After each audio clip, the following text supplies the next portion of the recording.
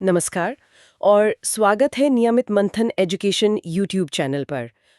आज के हमारे इस विशेष विश्लेषण में हम देखने वाले हैं क्लास 10 विज्ञान का एक बहुत ही दिलचस्प और महत्वपूर्ण अध्याय, कार्बन और उसके यौगिक। हाँ, और मैं कहूँगा कि ये विषय न सिर्फ विज्ञान को गहराई से समझने के लिए, बल्कि एग्जाम की दृष्टि से भी बहुत ही इम्पोर्टेंट रहने वाला है। बिल्कुल। और हाँ, शुरुआत करने से पहले एक ज़रूरी बात, जिस स्टूडेंट को आज के इस डिस्कशन के नोट्स या पीडीएफ चाहिए तो प्लीज़ कमेंट्स कर देना ताकि हम आपको हमारे टेलीग्राम चैनल पर प्रोवाइड करवा सकें। तो चलिए अपने सोर्स मटेरियल के साथ आज के इस डीप डाइव में गोता लगाते हैं। तो देखिए, हमारे पास जो स्रोत है वो कार्बन के बुनियादी रासायनिक सिद्धांतों और दैनिक जीवन में इसके उपयोगों का एक ठोस सारांश है। लेकिन मैं सबसे पहले एक बहुत ही चौंकाने वाले तथ्य से शुरू करना चाह रही थी।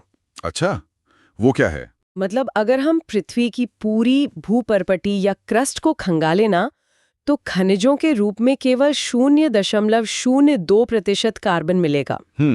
जो कि बहुत ही कम है। हाँ, और आसमान की तरफ देखें तो वायुमंडल में मात्र 0.03% कार्बन डाइऑक्साइड है।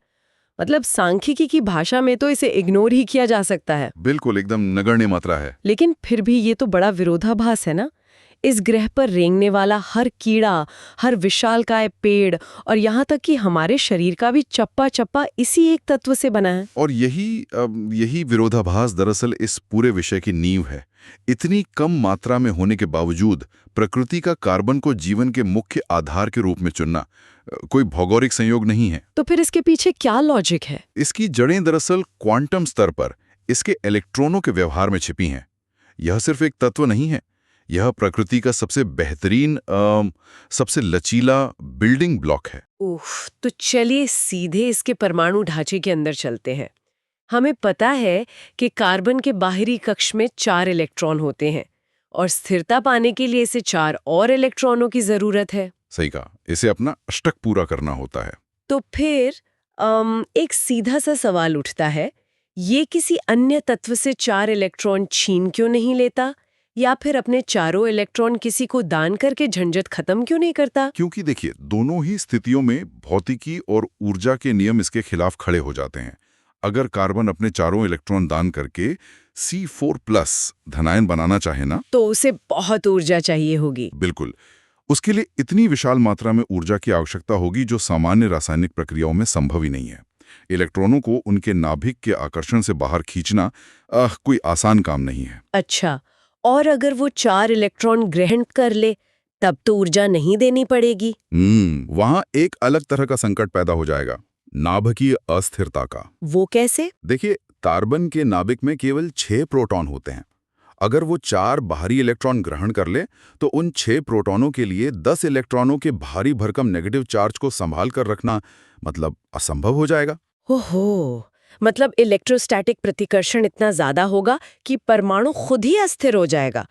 तो निष्कर्ष ये निकला कि ना ये पूरी तरह से इलेक्ट्रॉन छोड़ सकता है और न ही अपना सकता है। एकदम सही। तो कार्बन फिर वो स्थिति अपनाता है जो हम अक्सर इंसानी दुनिया में देखते हैं। मतलब जब आप पूरा घर नहीं खरीद सकते तो आप उसे साझा करना शुरू कर देते हैं, एक किराएदार की तरह। हाँ, बिल्कुल सटीक विश्लेषण। इसी साझेदारी को रसायन विज्ञान की भाषा में सहसंयोजी आबंध या कोवेलेंट बॉन्ड कहा जाता है। कार्बन अपने बाहरी 4 इलेक्ट्रॉनों को अन्य कार्बन परमाणुओं या हाइड्रोजन, ऑक्सीजन जैसे तत्वों के साथ साझा करता है। और ये शेयरिंग तो बाकी तत्व भी करते हैं, है ना? हाँ, बिल्कुल। हाइड्रोजन गैस का एक अणु देखिए, H2। इसमें 2 हाइड्रोजन परमाणु अपना एक एक इलेक्ट्रॉन साझा करके एकल आबंध यानी सिंगल बॉन्ड बनाते हैं। ऑक्सीजन के मामले में द्विआबंध या डबल बॉन्ड बनता है क्योंकि उसे 2 इलेक्ट्रॉनों की जरूरत होती है। सही कहा। और नाइट्रोजन गैस में 3-3 इलेक्ट्रॉनों की साझेदारी से त्रिआबंध यानी ट्रिपल बॉन्ड बनता है। जल या H2O भी इसी का उदाहरण है। लेकिन यहाँ एक पेचीदा बात है जो मुझे स्रोत में पढ़ने को मिली। अगर ये सहसंयोजी आबंध इलेक्ट्रॉनों की साझेदारी से बनते हैं, जो कि एक मजबूत रिश्ता होना चाहिए, तो फिर इन यौगिकों के गलनांक और क्वथनांक इतने कम क्यों होते हैं? ये एक बहुत ही महत्वपूर्ण अंतर है जिसे समझना जरूरी है।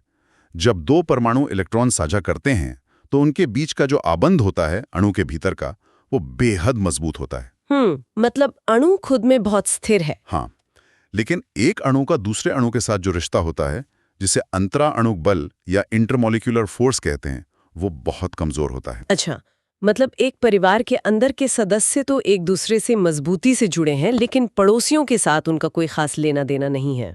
एकदम सही उदाहरण दिया। इसीलिए जब थोड़ी सी भी ऊष्मा या गर्मी मिलती है तो अणु टूटते नहीं हैं, बल्कि वे एक दूसरे से अलग हो जाते हैं। और यही कारण है कि इनका मेल्टिंग और बॉइलिंग पॉइंट कम होता है। और विद्युत के कुचालक होने का भी यही कारण है क्या? बिल्कुल, विद्युत प्रवाह के लिए स्वतंत्र आयनों या आवेशित कणों की आवश्यकता होती है। सहसंयोजी आबंध में इलेक्ट्रॉन केवल साझा होते हैं, कोई आयन नहीं बनता, और बिना आयन के बिजली प्रवाहित नहीं हो सकती। तो ये तो स्पष्ट हो गया, लेकिन मेरे दिमाग में अभी भी एक सवाल घूम रहा है। साझेदारी तो ऑक्सीजन भी कर रहा है, नाइट्रोजन भी कर रहा है, फिर केवल कार्बन ही ऐसा क्यों है जो लाखों की संख्या में यौगिक बना लेता है? हाँ, ये ऑर्गेनिक केमिस्ट्री का सबसे बड़ा सवाल है। मतलब पूरी की पूरी ऑर्गेनिक केमिस्ट्री सिर्फ एक तत्व के नाम पर क्यों है? हम नाइट्रोजन से बने पेड़ या ऑक्सीजन से बने जानवर क्यों नहीं देखते? इसके पीछे कार्बन की दो अद्वितीय सुपर पावर काम करती हैं। पहली क्षमता को कहते हैं कैटिनेशन या श्रृंखलन। कैटिनेशन, ओ ये क्या होता है? कार्बन के पास अपने ही जैसे अन्य कार्बन परमाणुओं के साथ सहसंयोजी आबंध बनाने की एक अभूतपूर्व क्षमता है। ये लंबी लंबी सीधी श्रृंखलाएं बना सकता है, शाखाओं वाली यानी ब्रांच्ड श्रृंखलाएं बना सकता है, और शायद छल्लों या वलय के आकार में भी खुद को जोड़ सकता है, राइट? बिल्कुल। यह क्षमता किसी अन्य तत्व में इस स्तर पर नहीं पाई जाती। ये मुझे ना बचपन के उन लेगो ब्लॉक्स की याद दिलाता है। मतलब कल्पना कीजिए कि आपके पास एक ऐसा लेगो ब्लॉक है जिसमें चारों तरफ से दूसरे ब्लॉक्स को फंसाने की जगह है। हाँ, एकदम सही तुलना है। आप उन्हें एक के पीछे एक जोड़कर एक लंबी ट्रेन बना सकते हैं। बीच में से कोई ब्लॉक निकालकर उसे एक पेड़ की शाखाओं की तरह फैला सकते हैं। और क्योंकि कार्बन की दूसरी सुपर पावर इसकी चतुसंयोजकता है, यानी टेट्रावैलेंसी। हाँ, मतलब ये एक साथ 4 अलग-अलग दिशाओं में बॉन्ड बना सकता है। तो ये इन लेगो ब्लॉक्स को अनंत आकारों में ढालने की अनुमति देता है। और यहीं से हाइड्रोकार्बन का वर्गीकरण शुरू होता है।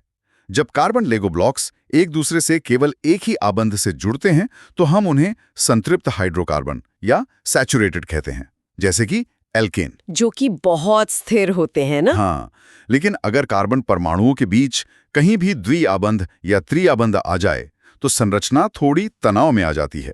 इन्हें असंतृप्त या अनसैचुरेटेड कहते हैं, जैसे एल्कीन और एल्काइन। और ये अपनी इस अस्थिरता के कारण अन्य तत्वों के साथ तेजी से प्रतिक्रिया करने के लिए हमेशा तैयार रहते हैं। बिल्कुल सही। लेकिन प्रकृति केवल लंबी या छोटी श्रृंखलाएं बनाकर नहीं रुकती। वो इन्हीं परमाणुओं को अलग-अलग 3D आकारों में मोड़ना भी शुरू कर देती है, जिसे संरचनात्मक समावयव या आइसोमर्स कहते हैं। हाँ, समावयव रसायन विज्ञान की सबसे दिलचस्प पहेलियों में से एक है। आप पेंटेन का ही उदाहरण ले लीजिए। हाँ, पेंटेन, जिसका सूत्र C5H12 होता है। सोचिए, हमारे पास 5 कार्बन और 12 हाइड्रोजन परमाणु हैं। ये हमारा तयशुदा कच्चा माल है। अब हम इन 5 कार्बनों को एक सीधी रेखा में जोड़ सकते हैं, जिसे नॉर्मल पेंटेन कहते हैं। बिल्कुल। लेकिन अगर हम उस श्रृंखला को तोड़कर 4 की कर दें और एक कार्बन को बीच में शाखा की तरह लटका दें, तो वो आइसोपेंटेन बन जाता है। सामग्री वही है, लेकिन डिजाइन बदल गया। और अगर एक केंद्रीय कार्बन के चारों ओर बाकी 4 कार्बन लगा दें, एक क्रॉस के आकार में, तो वो नियोपेंटेन बन जाता है। इस पैकेजिंग में बदलाव से उनके भौतिक गुण पूरी तरह बदल जाते हैं। ये तो प्रकृति का आर्किटेक्चर है। एक ही ईंट और गारे से आप खंभा भी बना सकते हैं और गुंबद भी।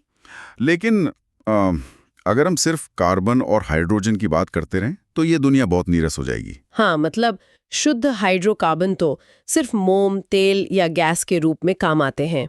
जीवन के लिए जो जटिलता चाहिए वो इनमें कहाँ है? इन यौगिकों में रंग, गंध या दवाओं वाले विशिष्ट गुण कहाँ से आते हैं? यहीं पर खेल में आते हैं विषम परमाणु या हेटेरोएटम्स। ऑक्सीजन, क्लोरीन, नाइट्रोजन जैसे तत्व इस हाइड्रोकार्बन श्रृंखला पर हमला करते हैं और हाइड्रोजन को हटाकर खुद उनकी जगह ले लेते हैं। बिल्कुल, वे एक या अधिक हाइड्रोजन परमाणुओं को विस्थापित कर देते हैं। मतलब ये एक तरह से केमिकल चीट कोड्स की तरह काम करते हैं। एक साधारण सी बोरिंग हाइड्रोकार्बन श्रृंखला है, अचानक एक ऑक्सीजन परमाणु आकर जुड़ता है और बम, अब वह अल्कोहल बन गई है। हाँ, इस प्रक्रिया को बहुत ही सटीक तरीके से समझाया आपने। इन समूहों को प्रकार्यात्मक समूह या फंक्शनल ग्रुप्स कहा जाता है। ये यौगिकों को उनकी पूरी रासायनिक पहचान दे देते हैं। तो कार्बन श्रृंखला की लंबाई चाहे जो भी हो, असली काम ये फंक्शनल ग्रुप करता है। एकदम सही। उदाहरण के लिए, अगर श्रृंखला के अंत में OH जुड़ जाए तो वो अल्कोहल बन जाता है। अगर CHO जुड़े तो एल्डिहाइड। और अगर श्रृंखला के बीच में CO आ जाए तो वो कीटोन है, और अंत में COOH जुड़ जाए तो कार्बोक्सिलिक अम्ल बन जाता है। और इसी से जन्म होता है समजातीय श्रेणी या होमोलॉगस सीरीज का। मान लीजिए आपके पास अल्कोहल का समूह है। आप उसे 1 कार्बन वाली श्रृंखला पर लगाएं तो मीथेनॉल बनेगा, 2 पर लगाएं तो एथेनॉल, 3 पर प्रोपेनॉल। अच्छा, तो इस पूरी श्रृंखला में हर अगले सदस्य के बीच केवल 1 कार्बन और 2 हाइड्रोजन का ही अंतर होता है। हाँ, यानी केवल CH2 का अंतर।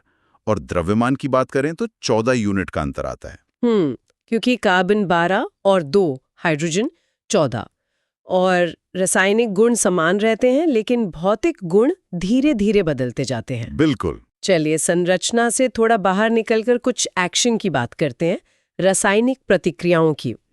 रोजमर्रा की जिंदगी में दहन या कंबशन इसका सबसे आम उदाहरण है। हाँ, दहन सबसे महत्वपूर्ण रासायनिक प्रतिक्रियाओं में से एक है। लेकिन मुझे हमेशा से एक बात खटकती रही है।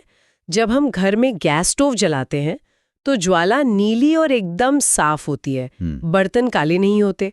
लेकिन जब मोमबत्ती या दिया जलाते हैं तो ज्वाला पीली होती है और धुआं भी निकलता है। दोनों ही तो हाइड्रोकार्बन जला रहे हैं, तो फिर ये भेदभाव क्यों? ओह, इसका रहस्य उस संतृप्ति में छिपा है जिसकी हमने पहले चर्चा की थी। घर के गैस स्टोव में जो LPG होती है वो मुख्य रूप से संतृप्त हाइड्रोकार्बन है। अच्छा। जब गैस बर्नर से निकलती है तो उसे हवा से भरपूर ऑक्सीजन मिलती है, जिससे कार्बन का पूरी तरह से दहन हो जाता है। इसलिए ऊर्जा ज्यादा निकलती है और ज्वाला नीली होती है। और मोमबत्ती के मामले में? मोमबत्ती में आमतौर पर असंतृप्त हाइड्रोकार्बन होते हैं। उनमें कार्बन का प्रतिशत अधिक होता है। जब वे जलते हैं तो उपलब्ध ऑक्सीजन उन्हें पूरी तरह से जलाने के लिए काफी नहीं होती। मतलब कुछ कार्बन बिना जले रह जाता है। बिल्कुल। और जब ये बिना जले कार्बन के कण आग की गर्मी से तपते हैं तो वे चमकने लगते हैं। इसी चमक को हम पीली ज्वाला के रूप में देखते हैं। और जो कण बच के उड़ जाते हैं वही काले क्या धुआं बनाते हैं? अरे वाह, ये तो वाकई एक आहा मोमेंट है। पीली लौ असल में जलते हुए कार्बन नहीं बल्कि बिना जले कार्बन के कणों की चमक है। रसायन विज्ञान का एक और चमत्कार संकलन अभिक्रिया या एडिशन रिएक्शन में देखने को मिलता है, जो हमारी रसोई से सीधा जुड़ा है। क्या ये वही प्रक्रिया है जिससे वनस्पति तेलों को वनस्पति घी में बदला जाता है? मैंने कहीं पढ़ा था। हाँ, बिल्कुल वही। वनस्पति तेल असंतृप्त हाइड्रोकार्बन होते हैं। उनके कार्बन परमाणुओं के बीच डबल बॉन्ड्स होते हैं। कारखानों में पैलेडियम या निकल जैसे उत्प्रेरकों का उपयोग करके इन तेलों में हाइड्रोजन गैस मिलाई जाती है। तो हाइड्रोजन उस डबल बॉन्ड को तोड़कर खुद जुड़ जाता है। हाँ, और असंतृप्त को संतृप्त में बदल देता है। इस एक रासायनिक बदलाव से तरल तेल ठोस वनस्पति घी में तब्दील हो जाता है। हालांकि स्वास्थ्य के नजरिए से असंतृप्त तेलों को ही बेहतर माना जाता है। अब जब हम व्यवहारिक उपयोगों की बात कर रहे हैं तो 2 ऐसे यौगिकों का जिक्र करना बहुत जरूरी है जिन्होंने मानव सभ्यता को गहराई से प्रभावित किया है। एथेनॉल और एथेनोइक अम्ल। एथेनॉल को तो हम सभी जानते हैं। ये सभी अल्कोहल पेय पदार्थों का मुख्य तत्व है और ये पानी में बहुत आसानी से घुल जाता है। और घुलता क्यों है? क्योंकि इसके पास वो OH समूह है जो पानी के साथ हाइड्रोजन बॉन्डिंग कर लेता है। लेकिन इसके रासायनिक गुण भी बड़े दिलचस्प हैं, है ना? हाँ, एथेनॉल सोडियम के साथ प्रतिक्रिया बहुत तेज होती है। जब एथेनॉल में सोडियम डालते हैं तो तेजी से बुलबुले उठते हैं क्योंकि हाइड्रोजन गैस मुक्त होती है। और अगर एथेनॉल को सांद्र सल्फ्यूरिक अम्ल के साथ गर्म करें तो सल्फ्यूरिक अम्ल एक शक्तिशाली निर्जलीकारक यानी डिहाइड्रेटिंग एजेंट के रूप में काम करता है। वो एथेनॉल में से पानी को पूरी तरह खींच के निकाल देता है और पीछे केवल इथीन गैस बचती है। क्या बात है। और दूसरा यौगिक है एथेनोइक अम्ल, जिसे आमतौर पर एसिटिक अम्ल कहा जाता है। सिरके या विनेगर की वो जो तीखी गंध होती है वो इसी की देन है। बिल्कुल। 3-4% एसिटिक अम्ल को पानी में मिला दें तो सिरका बन जाता है। लेकिन इसके बारे में एक भौतिक तथ्य बहुत चौंकाने वाला है। ये ग्लेशियल एसिटिक अम्ल का क्या कॉन्सेप्ट है? ओहो, शुद्ध एथेनोइक अम्ल का गलनांक केवल 290 केल्विन यानी लगभग 17 डिग्री सेल्सियस होता है। इसलिए सर्दियों के दिनों में यह कमरे के तापमान पर ही जमकर बर्फ जैसा पारदर्शी ठोस बन जाता है। ओहो। और इसी जमे हुए रूप को देखकर रसायनज्ञों ने इसे ग्लेशियल यानी ग्लेशियर जैसा एसिटिक अम्ल नाम दिया। लेकिन रसायन विज्ञान का असली जादू तो तब होता है जब इन दोनों एथेनॉल और एथेनोइक अम्ल को एक साथ मिला दिया जाता है। हाँ, उस प्रक्रिया को एस्टरीकरण या एस्टरिफिकेशन कहते हैं। जब एक अम्ल और एक अल्कोहल प्रतिक्रिया करते हैं तो वे आपस में जुड़कर एक नया यौगिक बनाते हैं जिसे एस्टर कहते हैं। और एस्टर्स की पहचान है उनकी मीठी फलों जैसी गंध। इत्र उद्योग या कॉस्मेटिक्स की दुनिया इन्हीं एस्टर्स पर टिकी है। लेकिन यहाँ एक और ट्विस्ट है। वो क्या? अगर हम इस मीठे महकने वाले एस्टर को लें और उसे सोडियम हाइड्रोक्साइड जैसे मजबूत क्षार के साथ मिला दें तो क्या होगा? तब हम परफ्यूम की दुनिया से निकलकर सीधे सफाई की दुनिया में प्रवेश कर जाते हैं। इस प्रक्रिया को साबुनीकरण या सैपोनिफिकेशन कहते हैं। मतलब इसी से साबुन बनता है? बिल्कुल। जो साबुन हम इस्तेमाल करते हैं वे वास्तव में लंबी हाइड्रोकार्बन श्रृंखला वाले कार्बोक्सिलिक अम्लों के सोडियम या पोटेशियम लवण होते हैं। लेकिन एक बात बताइए, साबुन काम कैसे करता है? हमारे कपड़ों पर जो मैल होती है वो आम तौर पर तैलीय होती है और तेल और पानी तो कभी मिलते नहीं। तो फिर पानी के साथ मिलकर साबुन इस तेल को कैसे निकाल लेता है? इसका जवाब साबुन के अणु की एक बहुत ही खास संरचना में है जिसे मिसेल कहते हैं। मिसेल, ये कैसे काम करता है? साबुन के अणु को आप एक सांप की तरह समझ सकते हैं जिसके दो हिस्से हैं। एक सिर होता है जो जलरागी या हाइड्रोफिलिक होता है, यानी इसे पानी से बहुत प्यार है। और उसकी लंबी हाइड्रोकार्बन पूंछ? वो पूंछ जलविरागी या हाइड्रोफोबिक होती है। ये पानी से नफरत करती है लेकिन इसे तेल और मैल से बहुत लगाव है। अच्छा, तो जब मैले कपड़े को साबुन के पानी में डालते हैं तो जलरागी सिरा पानी को पकड़ता है और पूंछ मैल को जकड़ लेती है। एकदम सही। ऐसे हजारों अणु मैल के बूंद के चारों ओर जमा हो जाते हैं। पूंछें मैल के अंदर और सिर पानी की तरफ बाहर। ये जो गोलाकार संरचना बनती है उसे ही मिसेल कहते हैं। मतलब ये तो माइक्रोस्कोपिक स्तर पर कपड़ों के अंदर एक पूरी जंग चल रही है। हाँ, और ये मिसेल पानी में एक इमल्शन बनाकर मैल को कपड़े से बाहर निकाल लाते हैं। लेकिन अगर ये तकनीक इतनी बेहतरीन है तो कठोर जल या हार्ड वाटर में ये पूरी तरह से फेल क्यों हो जाती है? खारे पानी में साबुन झाग क्यों नहीं देता? क्योंकि खारे पानी में कैल्शियम और मैग्नीशियम के आयन घुले होते हैं। साबुन के अणु मैल पर हमला करने के बजाय इन आयनों के साथ प्रतिक्रिया कर लेते हैं। और फिर वो अघुलनशील स्कम बनाते हैं। बिल्कुल, सारा साबुन इसी स्कम को बनाने में बर्बाद हो जाता है। और यहीं रसायन वैज्ञानिक समाधान निकालता है, अपमार्जक या डिटर्जेंट के रूप में। अब डिटर्जेंट कैसे अलग होते हैं? उनका जो एनायनिक सिर होता है वो सल्फोनेट या अमोनियम लवण होता है। इनकी खासियत ये है कि ये कठोर जल के आयनों के साथ स्कम नहीं बनाते। यही कारण है कि शैम्पू और वॉशिंग पाउडर खारे पानी में भी इतना सारा झाग दे पाते हैं। बिल्कुल। तो आज की शानदार चर्चा को अगर समेटें तो हमने देखा कि कैसे केवल 6 इलेक्ट्रॉनों वाला एक साधारण सा परमाणु ऊर्जा सीमाओं के कारण शेयरिंग पर मजबूर होता है, लेकिन अपनी इसी मजबूरी को वो ताकत बना लेता है। हाँ, कैटिनेशन और सहसंयोजी आबंध के जरिए वो अनंत आकार बनाता है, प्रकार्यात्मक समूहों के साथ मिलकर नए गुण पैदा करता है और दहन से लेकर हमारे भोजन और साफ सफाई तक की पूरी दुनिया का निर्माण करता है। हमारे साथ जुड़े रहने के लिए धन्यवाद और अपने आसपास की वैज्ञानिक दुनिया पर ऐसे ही सवाल उठाते रहिए।